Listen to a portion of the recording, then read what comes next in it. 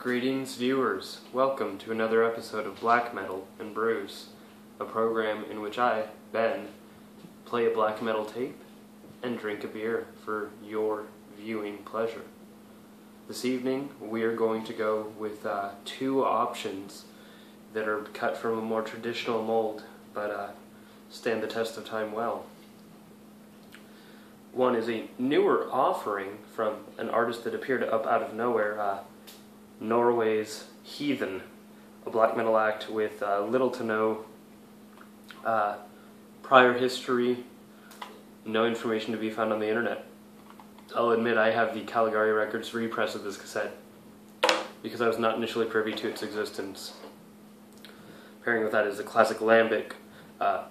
Watch me fail to pronounce. I don't know if I'll ever make a video in which I don't have a mispronunciation. Geuze Boon lambic, traditional Belgian lambic.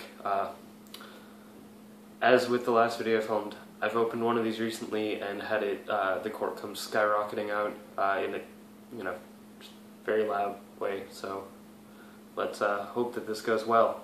This tape is long. I'm going to get up and put it on.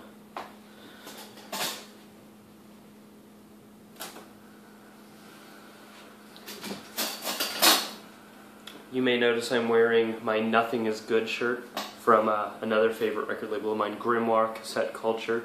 The artist who did this is Oude Design, notable in that the fellow's also in the project Way to Light, who I recently reviewed on my website.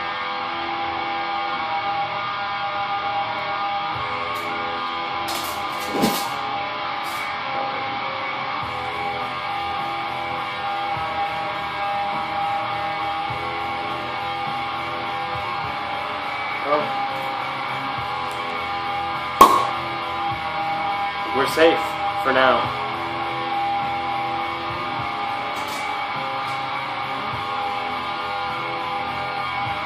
You can still see it's going to be a foamy beer.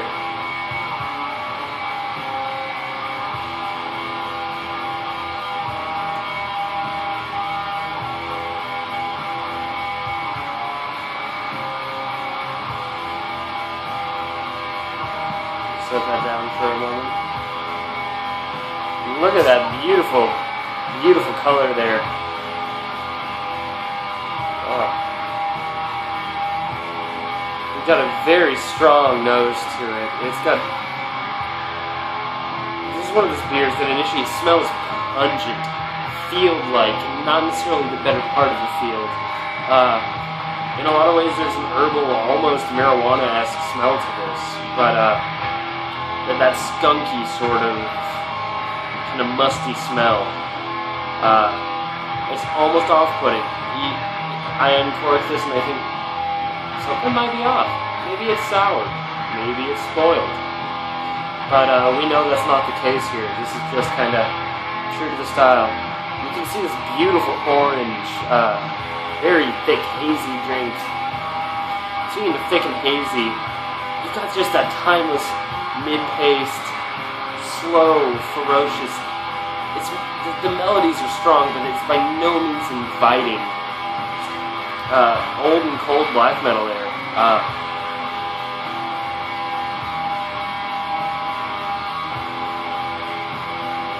So good.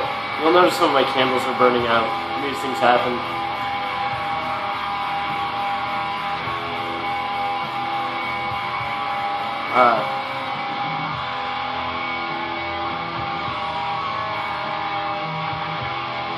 You may notice as well, with this release, vocals are sparse.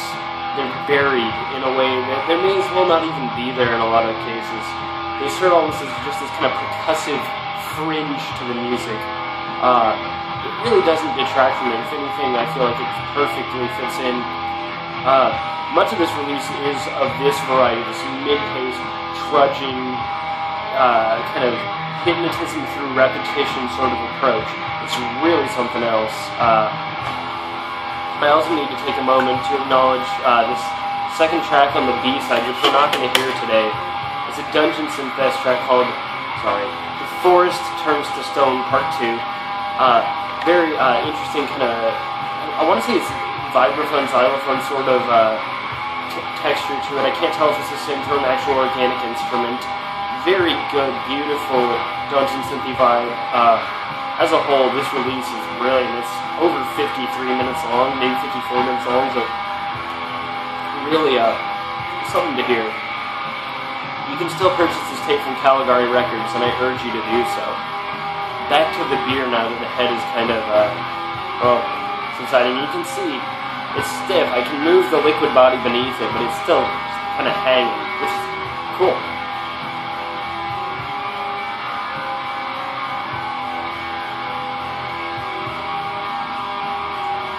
Boy, and that's got tart.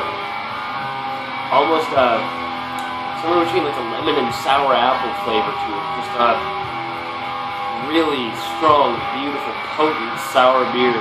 You have to want to pucker up when you drink this. And it delivers. Beautifully fermented. Oh my gosh. It's everything. It's an ugly, uncomfortable experience that is just undeniably addictive. Delicious.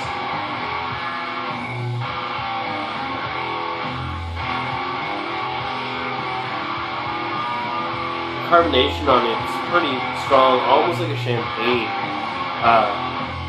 Just in, true to the, I guess, bottle-conditioned, fizzy nature of a lambic.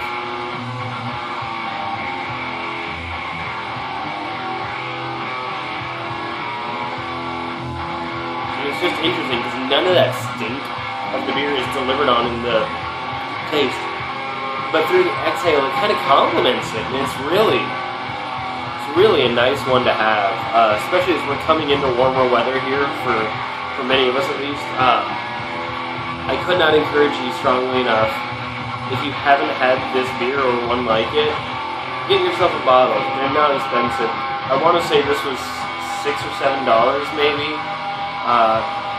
And you can keep this for absolutely forever. You may see best before end of 2033. So if you're watching this video for some reason and you're, 10 years old, don't worry. Somebody could get this beer for you and save it for your 21st birthday, and it'll still be good to drink. It'll probably be really different, but it'll be good to drink. This bottle is brewed from 2011 and 2012. I get a bottle or two of this every year or two, and I've never had a bad time.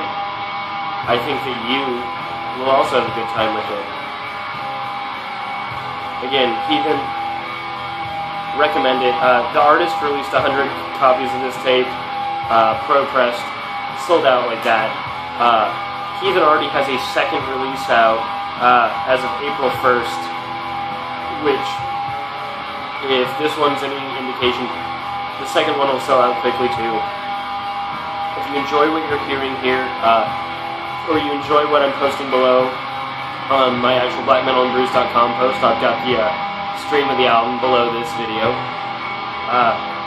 Buy a copy of this tape from Caligari Records and order a copy of the second one from the band, because I'm not sure if the band will be convinced to repress.